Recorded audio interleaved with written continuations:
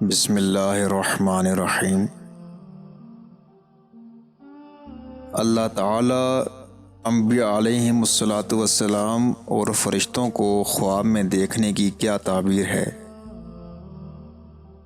حضرت امام ابن سیرین رحمۃ اللہ علیہ فرماتے ہیں کہ اللہ تعالیٰ کو خواب میں دیکھنا بشارت ہے اس بات کی کہ عمل مقبول ہونے اور جنت میں داخل ہونے کی نشانی ہے۔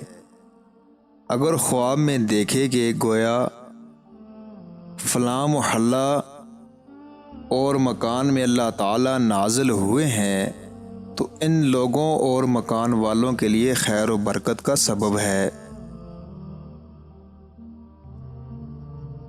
اگر اللہ تعالیٰ کو اپنے اوپر غصہ کرتے ہوئے دیکھے تو اپنے عمل کو خیال کر کے جو امر معصیت اور گناہ کا ہو اس کو چھوڑ دے۔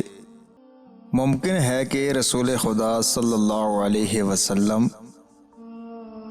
اور دیگر انبیاء و اولیاء اور عام مومنین اس سے مشرف ہوئے ہیں، لیکن جو شکل و صورت نظر آئے یہ نہ سمجھنا چاہیے کہ واقعہ میں ذات باری تعالیٰ ایسی ہے، بلکہ وہ ذات مقدس جسم و مکان خیال و گمان سے برتر اور پاک ہے۔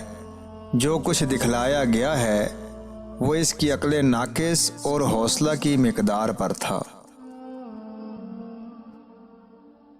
جس نے رسول مقبول صلی اللہ علیہ وسلم کو خواب میں دیکھا اس سے زیادہ کوئی خوش نصیب نہیں۔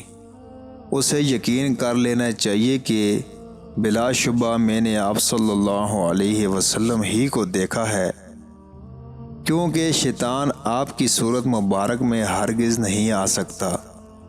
تعبیر اس کی دنیا و آخرت کی بھلائی ہے۔ وہ نیکی کے کام جو پہلے نہیں کیے تھے اب انشاءاللہ سرزد ہوں گے۔ اگر قحط کے موسم میں دیکھے تو قحط دور ہو جائے، وبا کے ایام میں دیکھے تو وبا جاتی رہے یا کم ہو جائے، مصیبت میں دیکھے تو مصیبت دور ہو جائے۔